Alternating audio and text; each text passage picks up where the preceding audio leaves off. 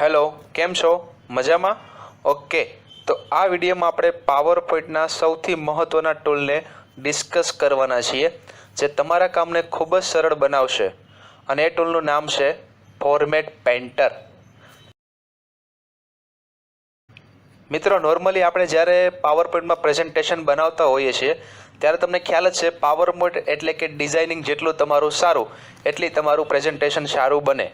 હવે માની લો કોઈ એવા ફોટા છે, કોઈ એવું લખાણ છે, કોઈ એવું ગ્રાફિક્સ છે કે કોઈ એવો શેપ છે જેના ઉપર તમારે ફોર્મેટિંગ કરવાનું છે અને જે તમે ફોર્મેટિંગ કરેલું છે એ સેમ ફોર્મેટિંગ તમારે બીજા કોઈ ઓબ્જેક્ટ પર કરવાનું છે.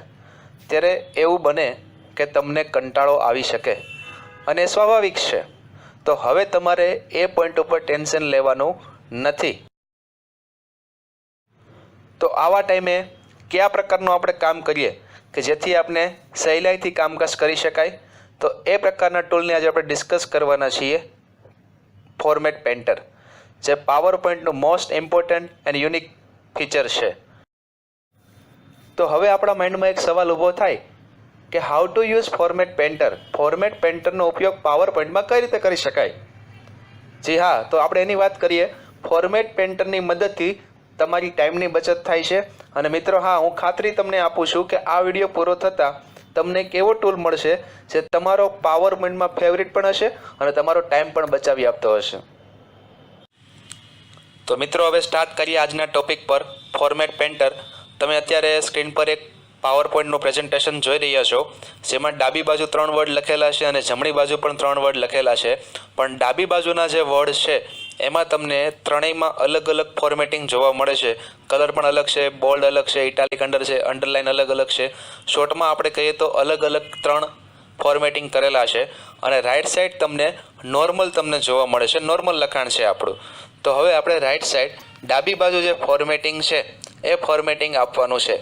તો જો આપણે જૂની ટ્રેડિશનલ મેથડથી ફોર્મેટિંગ આપશું તો ઘણો બધો ટાઈમ લાગશે.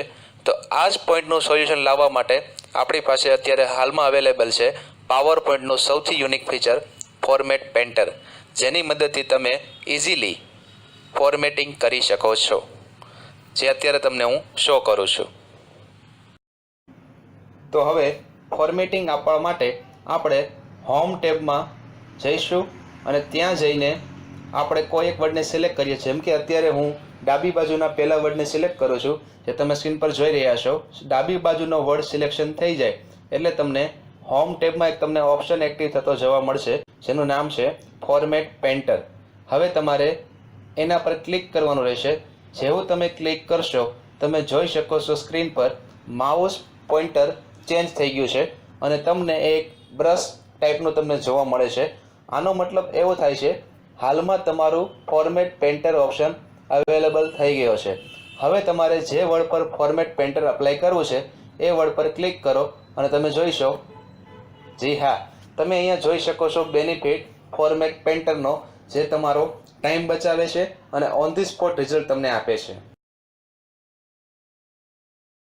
તો હવે સેમ આવી રીતે હું ફોર્મેટ કરીશ નીચેના વર્ડને. તો એના માટે ફરીથી જે મારે ફોર્મેટિંગ આપવું હોય તેને અત્યારે હું સિલેક્શન કરું છું, જે તમે સ્ક્રીન પર જોઈ રહ્યા છો. અત્યારે હું ડાબી બાજુના સેકન્ડ વર્ડને સિલેક્ટ કરું છું. ફોર્મેટ પેન્ટર પર ક્લિક કરીશ. સેમ આવી રીતે સેકન્ડ વર્ડ પર ક્લિક કરું છું. તમે જોઈ શકો છો ફોર્મેટ પેન્ટિંગ આપણું થઈ ગયું છે. આવી રીતે સેમ આપણે થર્ડ વર્ડ પર ક્લિક કરીએ અને થર્ડ વર્ડને પણ આપણે ફોર્મેટિંગ પેન્ટરનો ઉપયોગ કરીને આપીએ. તો અહીંયા તમે જોઈ શકો છો formatting painter same to same આપણે ફોર્મેટ કરીને આપે છે અને આપણે ટાઈમની બચત કરે છે. તો મિત્રો, હવે આપણે અહીંયા આગળ એક પેરેગ્રાફ પર ફોર્મેટિંગ કરીને હું તમને બતાવું. અહીંયા તમે જોઈ શકો છો સ્ક્રીન પર માય સ્કૂલ વિશે એક નિબંધ છે જેમાં અલગ અલગ આપણે ઇન્ફોર્મેશન સ્કૂલની લગતી આપેલી છે. એમાં અહીંયા માની લો તમારે એવું કોઈ કામ કરવાનું થાય, જેમ કે આપણો નિબંધ અત્યારે છે સ્કૂલને લગતો, તો સ્કૂલ શબ્દ મારે હાઇલાઇટ કરવો છે. તો આપણે માની લો અત્યારે હું સ્ટાર્ટમાં એક ફોર્મેટિંગ આપી દઉં. અહીંયા હું રેડ કલર કરું છું, થોડી સાઇઝ પણ વધારું, ઇટાલિક કરું અને સ્ટ્રાઇક રેટ વાપરું છું. તમે અહીંયા જોઈ શકો છો આપણે આ ટાઈપનું ફોર્મેટિંગ કરેલું છે. હવે તમારે એવું થાય કે જ્યાં જ્યાં આખા નિબંધમાં સ્કૂલ શબ્દ આવતો હોય ત્યાં તમારે સેમ ફોર્મેટિંગ આ શબ્દ પર કરવું છે. તો હવે તમને ખ્યાલ આવશે. તો જૂની મેથડથી કરવામાં આવશે તો ઘણો ટાઈમ આપણો વેસ્ટ થશે, પણ હવે આપણે વાપરશું સ્માર્ટ મેથડ, જે છે ફોર્મેટ પેન્ટર. મિત્રો, હવે અહીંયા આપણે આખા સ્લાઇડમાં તમને જેટલા બી તમને સ્કૂલ શબ્દ દેખાતા હોય બધાને આપણે સેમ ફોર્મેટિંગ આપીએ. તો અહીંયા હું એક શબ્દ પર સિલેક્ટ કરીને ફોર્મેટ પેન્ટરનો ઉપયોગ કરું છું. પછી મારે જે પાર્ટ પર સિલેક્શન કરીને ફોર્મેટિંગ કરવાનું હોય તેને સિલેક્ટ કરીને માઉસ કરીશ ડ્રોપ. તમે જોઈ શકો છો આપણો બીજો અક્ષર બીજો શબ્દ પણ ફોર્મેટ થઈ ગયો છે. હવે તમને ઘણીવાર એમ થાય આવું દર વખતે આપણે સ્કૂલ શબ્દને ફાઇન્ડ કરીને ફોર્મેટ પેન્ટરનો ઉપયોગ કરીશું તો પણ એ બોરિંગ જ છે. તો આના માટે પણ એક પાવરપોઈન્ટમાં એક ઓપ્શન છે જેના માટે તમારે વર્ડને સિલેક્ટ કરીને ફોર્મેટ પેન્ટર પર ક્લિક કરવાનું રહેશે, ડબલ ક્લિક. જી હા, ડબલ ક્લિક થઈ જશે એટલે તમે પરમિનન્ટ તમે ફોર્મેટ પેન્ટરનો ઉપયોગ કરી શકશો. તો જેટલા બી શબ્દ તમારે હવે ફોર્મેટ કરવાના છે એ બધાને આપણે વારાફરતી સિલેક્ટ કરતા જઈએ અને બધાને સિલેક્ટ કરીને આપણે માઉસ ડ્રોપ કરીશું એટલે બધા શબ્દો તમને ફોર્મેટ થતા જોવા મળશે. તો મિત્રો અહીં તમને એમ થાય ઓનલી ટેક્સ્ટ પર જ ફોર્મેટ પેન્ટર કામ કરે છે? ના, એવું નથી. શેપ પર પણ ફોર્મેટ પેન્ટર કામ કરે છે. જે તમને અત્યારે હું બતાવું છું તે અત્યારે મારી બીજી પ્રેઝન્ટેશન વાળી સ્લાઇડ છે એ ઓપન કરીને તમને અત્યારે બતાવું છું. ડાબી બાજુ તમે જોઈ રહ્યા છો અલગ અલગ 3 પ્રકારના આપણે ફોર્મેટ કરેલા શેપ છે જેનું આપણે ફોર્મેટિંગ કરીશું જમણી બાજુના શેપ પર. તો સેમ આગળની પ્રોસેસ, સિલેક્ટ કરો ઓબ્જેક્ટને, ફોર્મેટ પેન્ટર પર ક્લિક કરો અને જ્યાં તમારે એપ્લાય કરવાનું છે તેને સિલેક્ટ કરો. તમે જોઈ શકો છો જમણી બાજુનું આપણું જે પહેલું શેપ છે તેના પર ફોર્મેટિંગ થઈ ગયું છે. આવી રીતે સેમ આપણે નીચેના પણ ફોર્મેટિંગ કરીએ જે તમે સ્ક્રીન પર જોઈ રહ્યા છો. Third one. ઓકે, આવી રીતે બીજી સ્લાઇડ પણ આપણી છે તેમાં પણ ફોર્મેટિંગ કરીએ. અહીંયા પણ તમે જોઈ શકો છો ડાબી બાજુ 3 શેપ છે તેને આપણે ફોર્મેટિંગ કરીશું જમણી સાઈડ. અહીંયા તમે અલગ એ જોઈ શકો છો કે ડાબી બાજુના શેપમાં અલગ અલગ કલર છે તો કલરનું પણ તમે ફોર્મેટિંગ કરી શકો છો. અહીંયા હું ડાબી બાજુનું પેલું શેપ સિલેક્ટ કરું છું ફોર્મેટ પેન્ટરની મદદથી. હવે ફોર્મેટ પેન્ટર એપ્લાય કરીશ રાઈટ સાઈડના પહેલા શેપ પર. તમે જોઈ શકો છો સેમ ફોર્મેટિંગ થઈ રહ્યું છે. તો આનો મતલબ એ છે જેમ ટેક્સ્ટ પર ફોર્મેટિંગ થતું હતું સેમ એવી રીતે શેપ પર પણ ફોર્મેટિંગ થાય છે. તો મિત્રો હજુ પણ તમને એક ફોર્મેટ પેન્ટરનો ઉપયોગ કરીને બતાવું છું જે આપણે ફોર્મેટ પેન્ટર કરીશું ફોટોસ પર.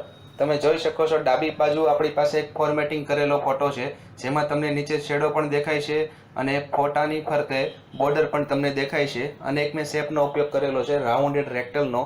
હું શેપ અપ્લાય કરીશ જમણી બાજુના ફોટા પર. તો ડાબી બાજુ હું ક્લિક કરું છું, સિલેક્ટ કરીને ફોર્મેટ પેન્ટર પર ક્લિક કરીશ અને જમણા બાજુના ફોટા પર ક્લિક કરીશ. તમે જોઈ શકો છો જમણી બાજુનો ફોટો તમને ફોર્મેટ થતો જોવા મળશે. તો મિત્રો અહીં આપણે 3 અલગ અલગ શેપ પર 3 અલગ અલગ ઓબ્જેક્ટ પર ફોર્મેટ પેન્ટરનો ઉપયોગ કર્યો. મતલબમાં હવે તમારો કન્સેપ્ટ ક્લિયર થાય છે. જ્યારે કોઈ શેપ પર તમારું ફોર્મેટિંગ થયેલું હોય, જ્યારે કોઈ ઇમેજ પર તમારું ફોર્મેટિંગ થયેલું હોય, જ્યારે કોઈ ગ્રાફિક્સ પર તમારું ફોર્મેટિંગ થયું હોય, ઇન શોર્ટ જ્યારે તમારું ફોર્મેટિંગ કોઈ ઓબ્જેક્ટ પર થયેલું હોય અને તમારે અલગ અલગ બીજા ઘણા બધા ઓબ્જેક્ટ પર સેમ પ્રોસેસ કરવાની હોય ત્યારે તમારો ટાઈમ બચાવીને આપશે પાવરપોઈન્ટનો most important tool format painter એક ઓનલી સિંગલ ક્લિકથી, જે આપણે ડિટેલમાં જોયું. તો મિત્રો હવે તમને ખ્યાલ આવી ગયો કે જ્યારે કોઈ એક ઓબ્જેક્ટ પર તમારે એપ્લાય કરવાનું હોય બીજું સેમ એનિમેશન ત્યારે તમને કામ આપશે ફોર્મેટ પેન્ટર, જે તમારો ટાઈમ સેવિંગ પણ કરીને આપશે અને તમારું કંટાળાજનક જે કામ હતું એ તમારું ઇઝી કરી આપશે. તો મિત્રો અહીં આપણે થોડી એ પણ ડિસ્કસ કરી લઈએ કઈ કઈ ટાઈપના ફોર્મેટિંગ તમે આપી શકો ફોર્મેટ પેન્ટરની મદદથી. તો જેમાં તમે સ્ક્રીન પર જોઈ રહ્યા છો તમે શેપનો ઉપયોગ કરી શકો છો. એમાં તમે outline colour, fill colour, effect, same આવી રીતે પિક્ચરમાં બોર્ડર, ઇફેક્ટ, સ્ટાઇલ અને સેમ આવી રીતે ટેક્સ્ટ, પેરેગ્રાફને તમે ફોર્મેટ કરી શકો છો ફોર્મેટ પેન્ટરની મદદથી.